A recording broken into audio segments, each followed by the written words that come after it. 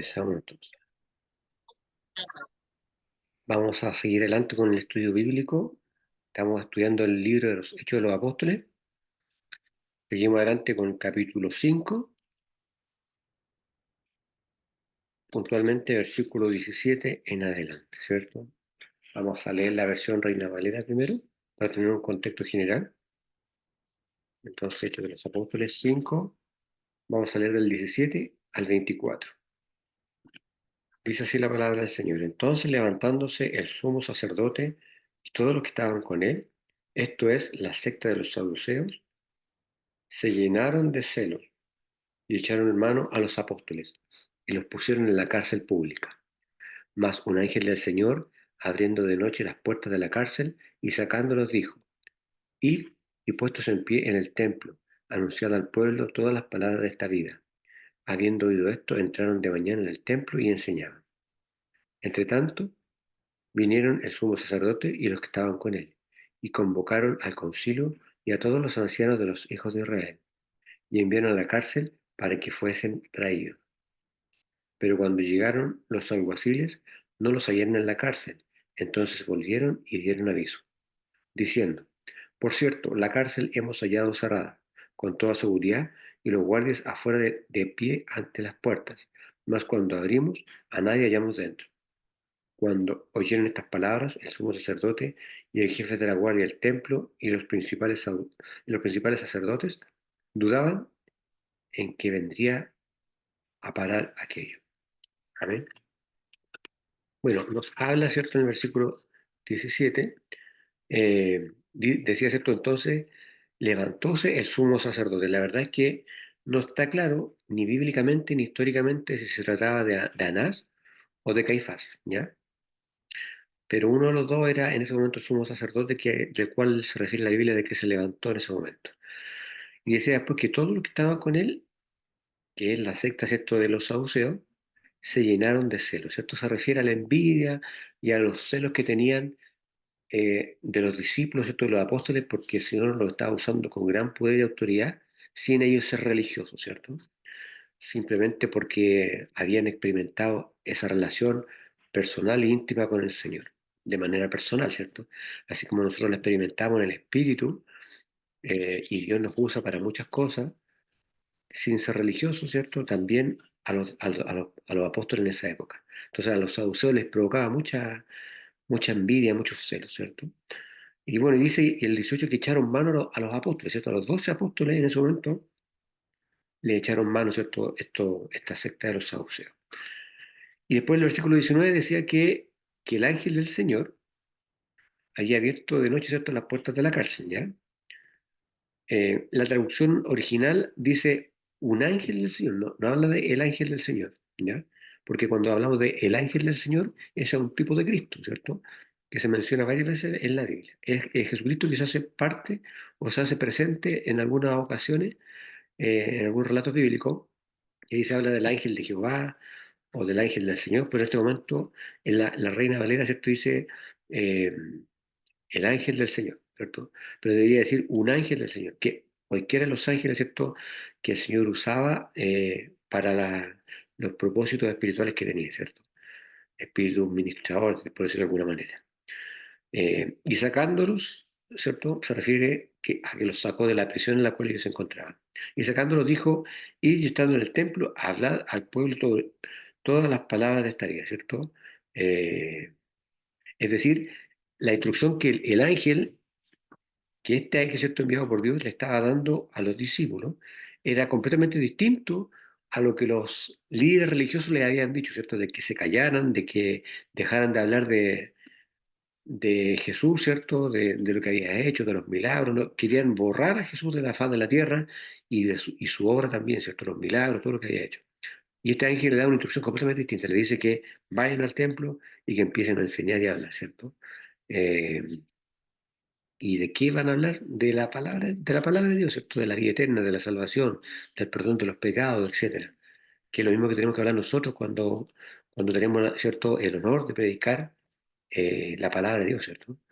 Tenemos que hablar de Cristo, tenemos que hablar de la salvación, de la obra redentora de Cristo en la cruz, ¿cierto? Del amor del Señor, también de repente, ¿cierto?, contra un testimonio, de repente ser un poco autorreferente, porque Cristo también hace cosas en nuestras vidas, pero lo importante, ¿cierto?, es siempre el mensaje, que sea bíblico, que sea verdadero, y no de repente hablar tantas cosas que lo hacemos muchas veces por rellenar y no llegamos a ninguna parte. ¿Ya? Decía el versículo 21, eh, que después que oyeron esto, ¿cierto?, entraron de mañana al templo y enseñaban, ¿cierto? Eh, Esto fue inmediatamente el día después que fueron liberados por el ángel. Fueron al templo y empezaron a enseñar tal cual como el ángel les había dicho que lo hicieran, ¿cierto? Eh, y ahí leíamos, ¿cierto?, en el 21, que había entrado, ¿cierto?, el sumo sacerdote y que habían convocado un concilio, ¿cierto? A todos los ancianos de los hijos de Israel. Un concilio era una reunión importante, como un cónclave, ¿cierto?, como hablan los católicos. Eh, y en este concilio lo más probable es que se hubiese convocado a la totalidad del Sanedrín judío y al cuerpo de los gobernantes de Israel, ¿cierto? Todas las máximas autoridades, ¿ya? Eh, bueno, y obviamente que y lo enviaron, ¿cierto?, autoridades también a la cárcel para traerlos a su presencia, ¿cierto? Bueno, y obviamente estaban por recibir una gran sorpresa porque los discípulos del Señor ya habían sido liberados por el ángel, ¿cierto? Por este ángel que Dios mandó, por lo tanto, no los iban a encontrar cuando los fueron a buscar a la cárcel. Pero dice, ¿cierto?, el 22 que cuando se presentaron los alguaciles, ¿cierto?, los que fueron a buscarlos a la cárcel, eh, no los hallaron en la cárcel, ¿cierto? Y volvieron, ¿cierto?, a la autoridad que lo habían mandado a buscarlo, dando aviso de esto, ¿cierto? Eh, Era algo completamente inesperado para ellos, ¿cierto?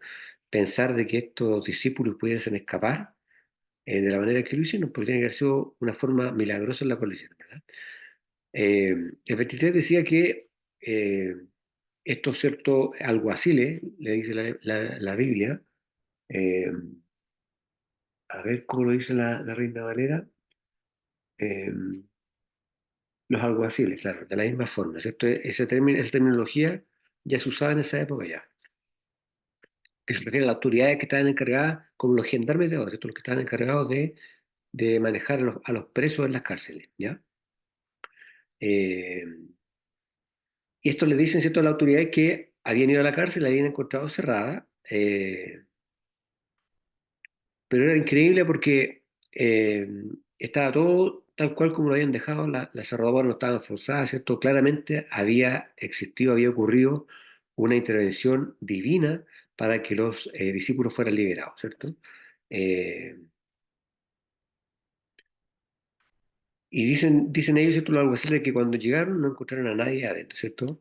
Eh, Ahora, el 24 decía que cuando oyeron estas palabras, los dirigentes, ¿cierto?, y el magistrado del templo y los principales sacerdotes dudaban eh, en qué vendría a parar todo aquello, ¿cierto? O sea, estaban en definitiva completamente perplejos. Imagínense usted, hermano, hermana, la sorpresa para estos líderes religiosos que pensaban que tenían el control en ese momento porque habían tomado detenidos, ¿cierto?, a los apóstoles, y a lo mejor ellos pensaban que eliminándolos, ¿cierto?, condenándolos o mandándolos a una cárcel, a lo mejor iban a borrar de la faz de la tierra el mensaje de Jesús y todo lo que él había hecho, pero estaba muy equivocado. Eh, y nadie podía explicarse, ¿cierto?, cómo habían logrado escapar, ¿cierto? Pero bueno, Dios hace las cosas de manera misteriosa, mandó un ángel, los liberó, no forzó ninguna chapa, no rompió ninguna cerradura, y los discípulos estaban libres y enseñando en el templo lo que Dios le había mandado a hacer a través del ángel, ¿cierto? Seguimos adelante con el 25. Vamos a leer desde el 25 hasta el 33, ¿ya? Para los que se vienen incorporando, estamos en el capítulo 5 de los Hechos de los Apóstoles. Vamos a seguir leyendo el versículo 25 hasta el 33.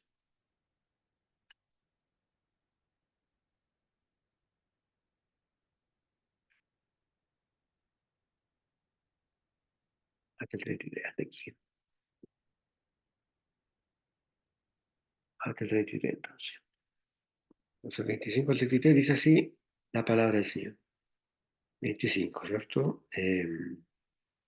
Pero viniendo unos, les dio esta noticia: he aquí, los varones que pusisteis en la cárcel están en el templo y enseñan al pueblo.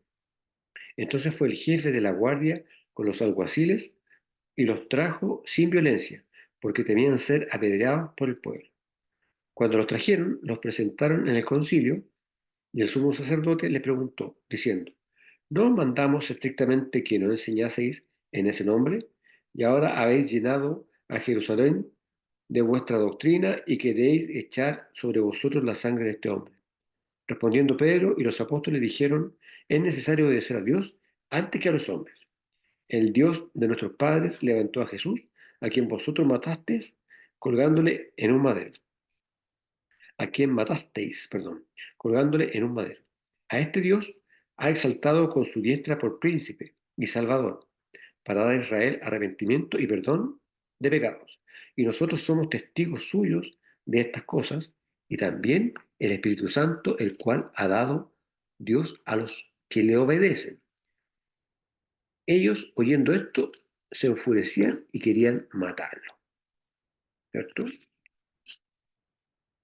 Entonces, eh, esto ya nos empieza a hablar de un juicio, ¿cierto? Nos empieza a hablar de un juicio porque dice que en el 25 que habían venido y habían dado noticia, ¿cierto?, de que estos varones, es decir, los discípulos, que habían echado en la cárcel, estaban enseñando al pueblo, ¿cierto? Es decir, se denota una obediencia acérrima de parte de los discípulos en cuanto al mandato de Dios, ¿cierto? Lo habían pasado mal, habían estado presos, pero aún así, y sabiendo que arriesgaban morir, porque todas las autoridades religiosas de esa época estaban en contra de ellos, aún así ellos obedecían la voz de Dios, ¿cierto? Exactamente lo que el ángel enviado por Dios les había dicho, ¿no? Después de liberarlos, que fueran, que volvieran al templo y enseñaran la palabra de Dios, ¿cierto? Eh, Decía, como leíamos en la Reina Valera, ¿cierto?, en el 26, que el magistrado había ido, ¿cierto?, con los alguaciles y los había traído sin violencia, ¿cierto? Eh, en el fondo se refiere a que, de alguna manera, ¿cierto?, no los forzaron a venir, ¿cierto?, no los sujetaron, sino simplemente les pidieron, ¿cierto?, que los siguieran, ¿cierto?, que lo acompañaran frente a las autoridades que en ese momento lo estaban sugiriendo. ¿Por qué? Porque temían ser apedreados, ¿cierto? Porque no obstante de que había una oposición de parte de la autoridad religiosa, también había una gran cantidad, un gran porcentaje del pueblo que estaba de acuerdo, ¿cierto? Personas que habían sido ministradas, personas que habían recibido sanidades, personas que se habían convertido, ¿cierto? No olvidemos que a estas alturas del partido ya habían cerca de 45.000 personas convertidas, entonces había una oposición, ¿cierto? Ya había una lucha tremenda, ¿cierto?, entre los que querían echar abajo la obra del Señor y los que ya estaban convertidos, los que se habían renovado en el espíritu y que querían seguir adelante. Entonces, por eso estas autoridades ya no los forzaban tanto a los discípulos porque temían ser apiedrados, ¿cierto? El 27 decía que cuando los traían a la presencia del concilio, eh, cuando hablan del concilio, estamos hablando, ¿cierto?, del Sanedrín que estaba integrado por 77 miembros, y lo más probable es que todos hayan estado presentes, ¿cierto?, sin contar las personas que estaban como espectadores también. Además, ¿cierto?, de los alguaciles, del magistrado, etcétera. Y el sumo sacerdote les preguntó, ¿cierto?, decíamos, y en el 28 decía, ¿no os mandamos estrictamente que no enseñareis en este nombre? Y aquí habéis llenado a Jerusalén de vuestra doctrina, ¿cierto? De alguna manera, estas palabras que salen de la boca, ¿cierto?, de las autoridades religiosas, nos están hablando del éxito de la predicación y de la enseñanza. O sea, nunca la palabra vuelve vacía, hermano. Y yo ahora que estoy leyendo esta porción entiendo esa frase. Yo siempre he escuchado la palabra nunca vuelve vacía. Pero aquí está claro. Los discípulos tenían todo en contra. Habían estado presos, habían sido perseguidos, estaban arriesgándose a ser muertos, pero ellos seguían predicando. Ellos seguían enseñando. eh, Y cuando él les dice, no os mandé estrictamente a que no os enseñase en el nombre de este, excepto de Jesús, y aquí habéis llenado a Jerusalén de vuestras doctrinas, o sea, la predicación y la enseñanza de los discípulos, a pesar de toda la oposición, de todo lo mal que lo pasaron, había llegado a todos los lugares de Jerusalén.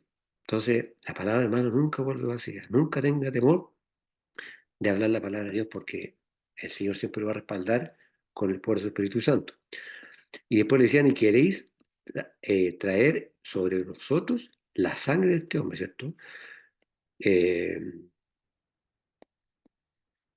tratan de justificarse respecto a la muerte de Jesús porque estaban viendo que se estaba multiplicando la palabra, ¿cierto? Que habían cada vez más seguidores, entonces se la tira suavecito así de tratar de, de exculparse, ¿cierto?, sobre la muerte de Jesucristo. El 29 decía que Pedro y los apóstoles le habían dicho, debemos obedecer a Dios antes que a los hombres, ¿cierto? Esa claramente es una respuesta muy valiente, ¿cierto?, de parte de este discípulo, de Pedro, ¿cierto?, y de los apóstoles, eh, y era una respuesta que no estaba cargada de orgullo, ni de soberbia, ni de obstinación. Yo creo que era yo creo, y lo refleja, ¿cierto? La palabra, era una respuesta cargada de temor, pero no de miedo, ¿cierto? Del temor del que hablábamos la semana pasada al Señor, ¿cierto? Le dicen, debemos obedecer a Dios antes que a los hombres. Entonces, hay una respuesta, ¿cierto? Que no es soberbia, sino que es obediencia y temor al Señor, ¿cierto? De obedecerlo a Él primero antes que a los hombres. Eh, Habla también esa respuesta de la fidelidad, ¿cierto? De Pedro y de los discípulos, eh, y de someterse a la verdad de las Escrituras, porque la palabra que usted tiene en su mano en este momento que estamos escudriñando es la palabra de Dios, hermano. No estamos leyendo una Biblia, ni el almanaque, ¿cierto? Ni la revista del diario del domingo, estamos leyendo la palabra de Dios. Qué bendición más grande. Va a haber un tiempo en el cual la Biblia ya no van a existir, se van a quemar, ¿cierto? Y nosotros tenemos la bendición de tener una Biblia en nuestras manos, hermano. Entonces, de la palabra verdadera, inteligente y justa, ¿cierto?, de parte de Dios. Entonces, había una fidelidad en esa respuesta de parte de Pedro y de los discípulos al decir esto, ¿cierto? Que primero obedecemos a Dios y después a los hombres, ¿cierto? Eh, Ahora, el 30 decía, ¿cierto?, que Pedro le dice, Dios de nuestros padres levantó a Jesús, ¿cierto? Bueno, de alguna manera con esa respuesta muy inteligente también de Pedro, él conecta a Jesús con los patriarcas, ¿cierto? Ahí se logra obtener una relación. Eh, y los profetas de la antigüedad también con Dios, ¿cierto? Entonces ahí concadena todo el complejo, por decirlo de alguna manera, bíblico, ¿cierto? Une a Jesús con los patriarcas, Abraham, Isaac, Jacob, ¿cierto? Que estaban antes de la ley, eh, y con los profetas, ¿cierto? Que ya estaban dentro de la ley y con Jesucristo mismo. Eh, una respuesta magistral, ¿cierto? Dios de nuestros padres levantó a Jesús, ¿cierto? eh, a quien vosotros matasteis colgándolo de un madero, ¿cierto? Le vuelve a colocar a las autoridades religiosas la responsabilidad de haber matado a Jesucristo, de haberlo clavado en la cruz. Esto pone sobre los hombros del Sanedrín la responsabilidad de la muerte del Maestro. Eh, y el 31, ¿cierto?, decía que a este, ¿cierto?, al Señor, porque en su Biblia eso está con mayúscula, exaltó Dios con su diestra, ¿cierto? Eh, Y se refiere no solamente de que el poder de Dios, ¿cierto? Cuando ocurren todos estos hechos anteriores, eh, no solamente levantó a Cristo de la cruz, ¿cierto? Sino que además lo puso a la diestra del Padre, ¿cierto? A la derecha de Dios. Romanos 8:34 y Efesios 1:20 nos habla de lo mismo, ¿ya? Y lo pone, ¿cierto? Como, no como cualquier persona, no como siéntate aquí al lado para que me acompañe un rato, ¿cierto? Mientras te mando de nuevo a la tierra, no. Lo pone, ¿cierto?, como príncipe y como salvador, ¿cierto? Eh, ¿Por qué como príncipe? Porque Jesucristo, no obstante haber sido rechazado, sigue siendo el líder del pueblo de Israel, ¿cierto? Eh, y de la iglesia. Cuando nosotros somos injertados en la vida verdadera, no obstante no ser israelita y no ser judío, ¿cierto? No pertenecer a la tribu de Judá, aún así, al ser injertados, ¿cierto?, formamos parte de la iglesia de Cristo. Por lo tanto, el Señor Jesucristo es nuestro príncipe, ¿cierto? Así como lo es del pueblo de Israel, lo es de nosotros también. Y como el Salvador, ¿cierto? Como el libertador, ¿cierto? Como todos los títulos que usted le pueda poner a Papá Dios, ¿cierto? A Jesucristo, a nuestro amado, al pulento, como le dicen en La Vega, ¿cierto? En La Vega los ferianos ahí son bien aguerridos, ¿cierto? Le dicen el pulento al Señor. El título que usted le quiera poner, pero aquí eso se refiere a Jesucristo, a ponerlo a la diestra como el príncipe o como el Salvador, ¿cierto?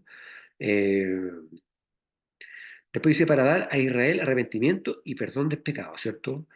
Eh, Después el 32 decía, Y nosotros somos testigos suyos de estas cosas, ¿cierto? Testigos presenciales, muchos de ellos de lo que el Señor había hecho, los milagros, ¿cierto? La sanidad y todo lo que el Señor había hecho en ese tiempo, ¿cierto?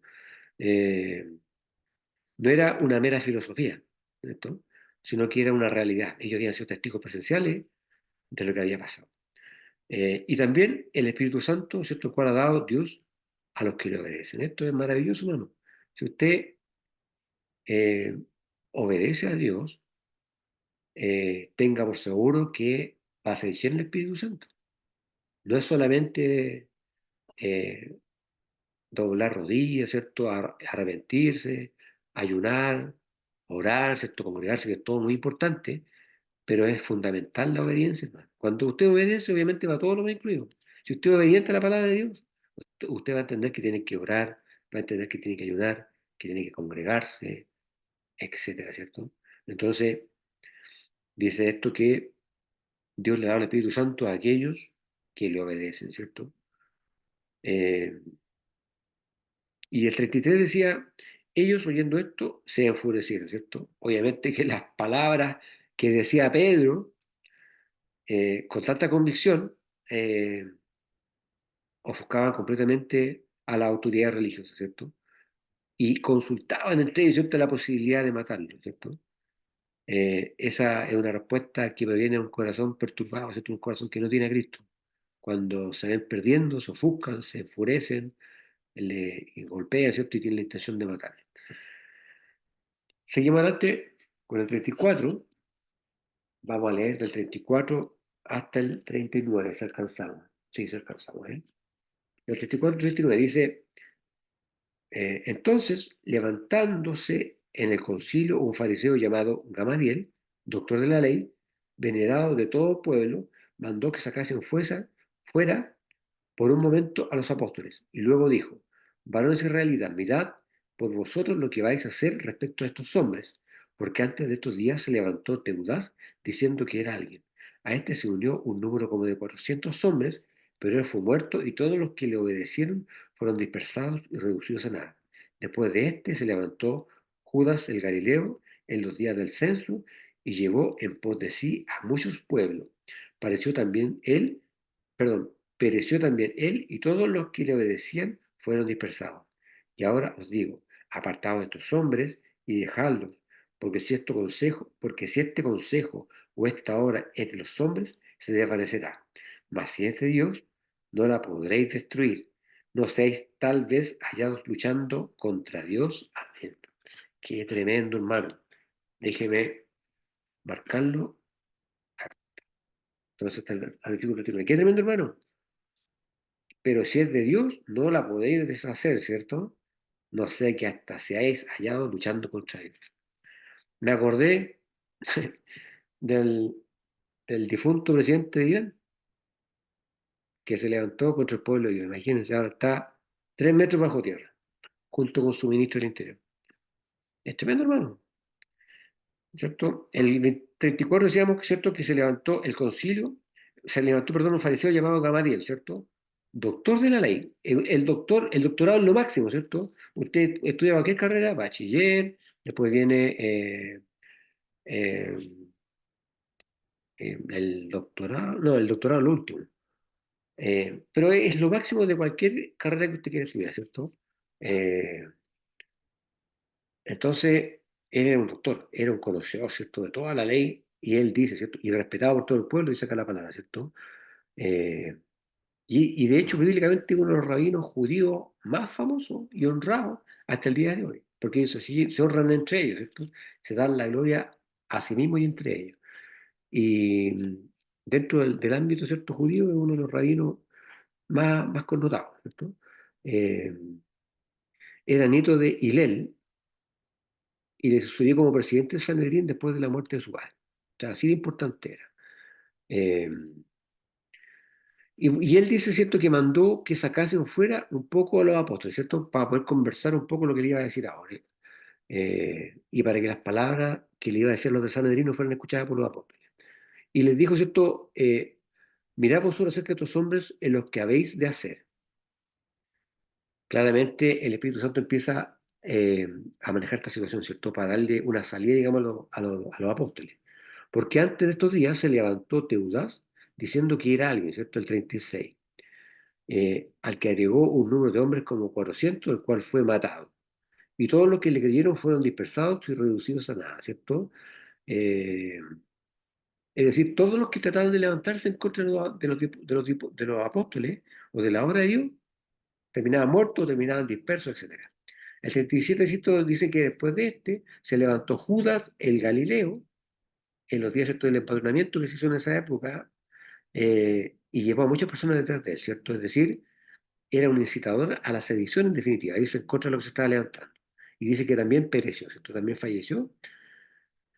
Y todos los que se habían levantado con él se habían dispersado también. O sea, no había forma de que se levantaran en contra de lo que el Señor estaba haciendo, ¿cierto?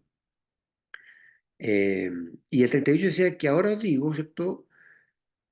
Que se aparten de estos hombres, ¿cierto? Le dice Gamaliel, perdón, y dejadlo, ¿cierto?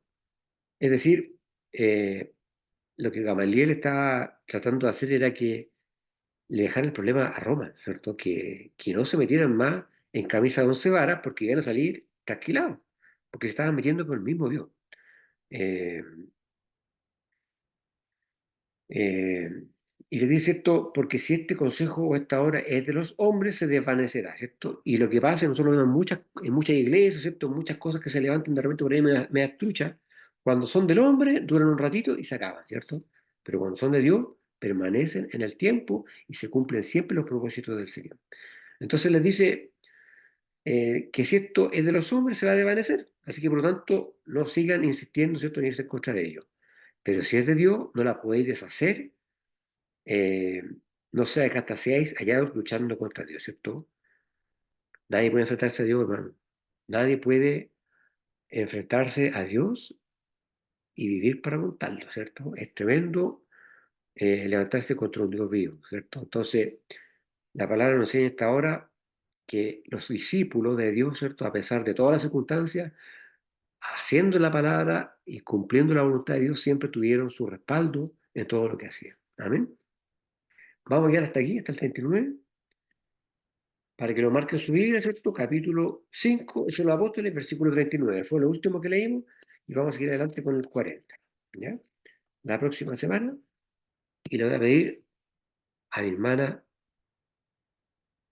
Daniela, ¿está disponible? Para que nos bendiga con una oración para terminar con este servicio. Amén.